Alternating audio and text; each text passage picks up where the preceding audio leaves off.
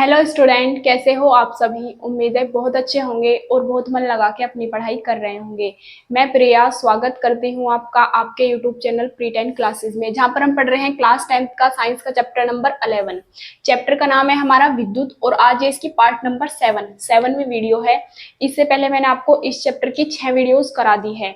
अगर आपने उन वीडियोज को नहीं देखा है तो प्लीज उन वीडियोज को भी आप क्रम से देख सकते हैं। अगर आप कोई भी चैप्टर पढ़ते हैं तो मैं आपको बार बार बताती हूँ कि उसे क्रम से पढ़िए। पार्ट 1 देखिए पहले, फिर पार्ट 2, फिर पार्ट 3। अगर आप इस तरीके से देखेंगे तो कोई भी टॉपिक ऐसा नहीं रहेगा जो आपका छूट जाए, पूरा कोर्स हो जाएगा और सब कुछ आपको प्रॉपर्ली समझ में भी आएगा। क्योंकि जो चैप्टर हमारा बना होता है वो इसी टाइप से बना होता है, पहले वही चीजें दी जाती है जो उनकी बेसिक चीजें होती है। जब हमें वे समझ में आ जाती है तो फिर बड़े बड़े क्वेश्चन भी सब आसानी से समझ में आ जाते हैं। तो आज हम क्या देखने वाले हैं, समांतर क्रम में जुड़े प्रतिरोधों के संयोजन के लिए तुल्य प्रतिरोध। समांतर क्रम का मैंने आपको चित्र भी बना के दिखाया था और श्रेणी क्रम वाला भी करा दिया था आपको आर्टिकल। आज हम समांतर क्रम में प्रतिरोधों को जोड़ेंगे और फिर उसके तुल्य प्रतिरोध का क्या सूत्र होता है उसे निकालेंगे। तो हम इसमें चित्र बनाएंगे। हम मान लेंगे हमारे 3 प्रतिरोध हैं, R1, R2, R3। तो समांतर क्रम में इस तरीके से जुड़े होते हैं। श्रेणी क्रम में तो क्या होते हैं, सीधे सीधे जुड़ जाते हैं तीनों, लेकिन समांतर क्रम में ऊपर नीचे जुड़े होते हैं, अलग अलग तार होते हैं क्योंकि ये।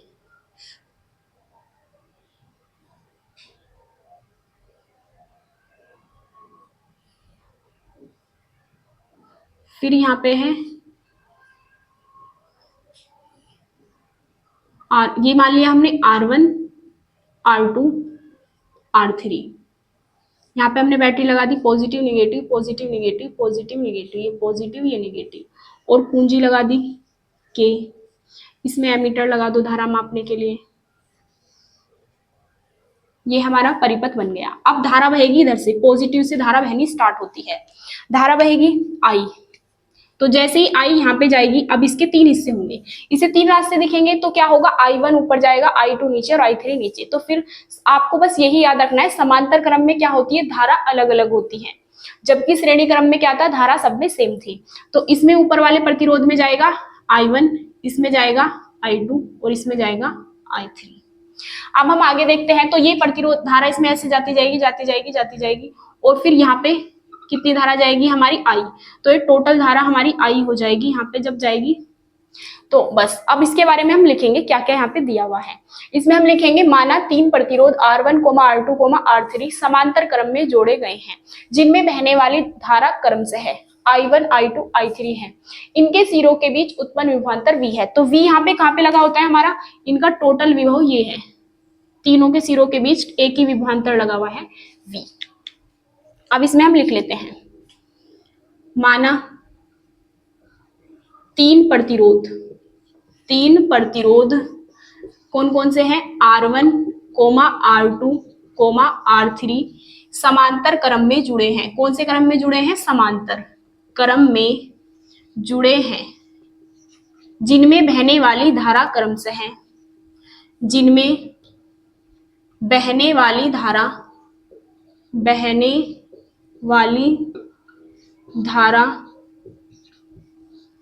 क्रम से है I1, I2, I3 है, तथा इनके सिरों के बीच उत्पन्न विभवांतर क्या है हमारा V। सबके सिरों के बीच विभवांतर V है, R1 के भी, R2 के भी, R3 के भी, तथा इनके सिरों के बीच उत्पन्न विभवांतर, सिरों के बीच उत्पन्न विभवांतर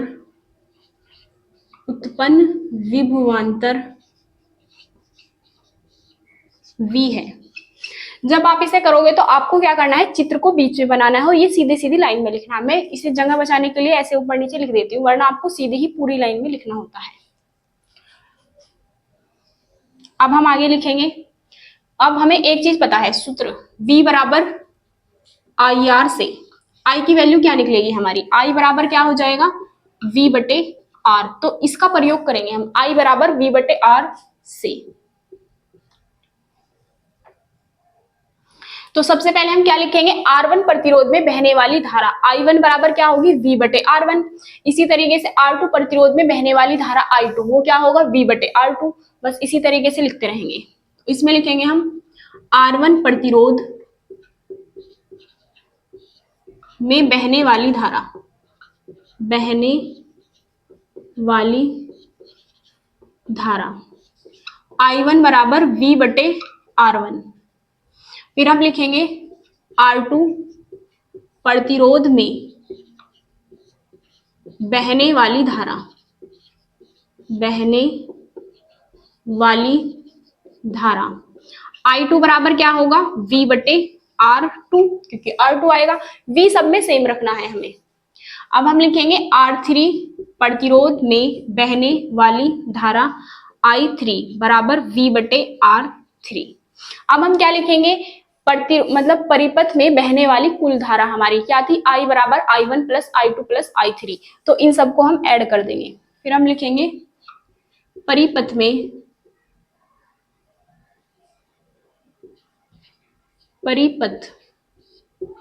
में बहने वाली कुल धारा I बराबर क्या होता है, I1 plus I2 plus I3। तो I बराबर I1 की वैल्यू V बटे R1, V बटे R1 प्लस V बटे R2 प्लस V बटे R3। अब इनमें हमें कॉमन क्या दिख रहा है, देखो I तो ऐसे ही है, यहाँ पे V है, यहाँ पे V है, यहाँ पे V है, V हमने क्या ले लिया, कॉमन। तो यहाँ पे क्या बचा हमारा, 1 बटे R1 प्लस 1 बटे R2 प्लस 1 बटे R3, समीकरण नंबर फर्स्ट। या फिर हम क्या कह सकते हैं, ये हमारी इक्वेशन हो गई। एक हम ओम के नियम से लिखेंगे, यदि परिपथ में बहने वाली कुल धारा I तथा प्रतिरोध के सिरों के बीच उत्पन्न विभवांतर V हो, तब क्या होगा हमारा, V बराबर IR से। उससे आगे हम अभी करेंगे, पहले आप इसका स्क्रीनशॉट लेके नोट कर लीजिए। अब हम आगे देखते हैं, आगे लिखेंगे हम, यदि परिपथ में बहने वाली कुल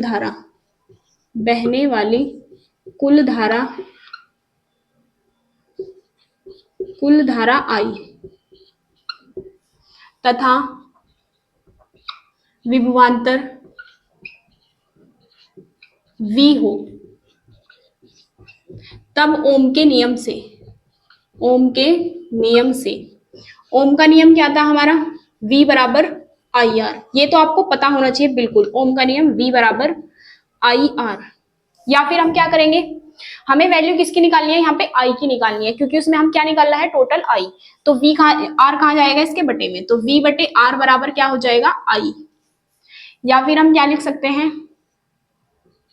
या I बराबर V बटे R, समीकरण नंबर 2। अब हम लिखेंगे समीकरण 1 व 2 से। समीकरण 1 क्या थी, मैं आपको यहाँ पे लिख के बता देती हूँ, वैसे आपने अपनी नोटबुक में लिखा होगा। वहां पे I बराबर था V बटे, मतलब V कॉमन ले लिया था सब में हमने, 1 बटे R1 प्लस 1 बटे R2 प्लस 1 बटे R3। ये आपका समीकरण 1 है, देख लीजिए अपनी नोटबुक में। तो अब हम क्या लिखेंगे, समीकरण 1 व 2 से, 1 व 2 से। तो भाई देखो, ये भी I के बराबर है और ये भी I के बराबर है, तो हम क्या लिख देंगे, V बटे R, जो ये होगा, ये किसके बराबर होगा, इसके। तो V बटे R बराबर किसके हो जाएगा हमारा, V 1/R1 plus 1/R2 plus 1/R3। ये क्या क्या है, ध्यान से देखिए, समीकरण 1 ये है, समीकरण 2 ये है, सिर्फ गौर से देखो, ये भी I के बराबर है, ये भी I के बराबर है। तो भाई ये दोनों भी तो आपस में बराबर हो जाएंगे, जब ये दोनों बराबर है तो ये दोनों भी बराबर हो जाएंगे। तो मैंने ये वाली साइड बराबर किसकी लिख ली, इस वाली साइड के। अब यहाँ पे V है, V से V कट जाएगा, तो यहाँ पे 1 आ जाएगा, तो यहाँ पे बचा 1/R बराबर 1/R1 plus 1/R2 plus 1/R3। उम्मीद है ये सूत्र आपको बहुत अच्छे से समझ आ गया होगा। तो आपको क्या याद करना है, समांतर क्रम में जुड़े प्रतिरोधों का तुल्य प्रतिरोध क्या होता है, 1/R बराबर 1/R1 plus 1/R2 plus 1/R3। इसी तरीके से अगर 5-6 प्रतिरोध भी जुड़ जाएंगे तो उनमें भी हम ऐसे ही ऐड कर देंगे। अब इससे निष्कर्ष निकलता है भाई, जो हमने आर्टिकल निकाला है, इससे निष्कर्ष क्या निकलता है, जब प्रतिरोधों को हम समांतर क्रम में जोड़ते हैं तो वहां पे क्या होता है, धारा का मान अलग अलग होता है सब में, और वोल्टेज क्या होती है, सेम। तो बस इससे हम एक निष्कर्ष लिख लेते हैं, निष्कर्ष। निष्कर्ष में हम क्या लिखेंगे, नंबर फर्स्ट, समांतर क्रम में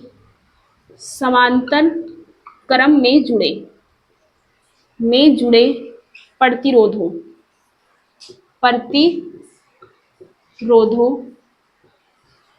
में विद्युत धारा, समांतर क्रम में जुड़े प्रतिरोधों में विद्युत धारा अलग अलग होती है। सभी में विद्युत धारा क्या होती है, अलग अलग होती है, जबकि सभी प्रतिरोधों के सिरों के बीच उत्पन्न विभवांतर सेम होता है, समान होता है। जबकि सभी प्रतिरोधों के सिरों के बीच, सभी प्रतिरोधों के सिरों के बीच उत्पन्न विभवांतर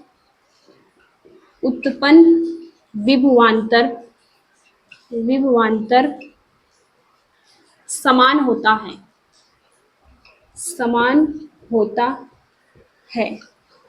उम्मीद है आपको समझ आ गया होगा। अब आप इसका स्क्रीनशॉट लेके नोट कर सकते हैं। ये आपको दोबारा नोट नहीं करना है और ना ही आपको दोबारा चित्र बनाना है, दोबारा आपको यहाँ से करना है। और अगर आप हमारे चैनल पर नए आए हैं तो चैनल को सब्सक्राइब जरूर कर लीजिए और सारी वीडियोस को क्रम से देखिए। मिलते हैं अब अगली वीडियो में, तब तक के लिए टाटा बाय बाय। आप इसे स्क्रीनशॉट लेके नोट कर सकते हैं।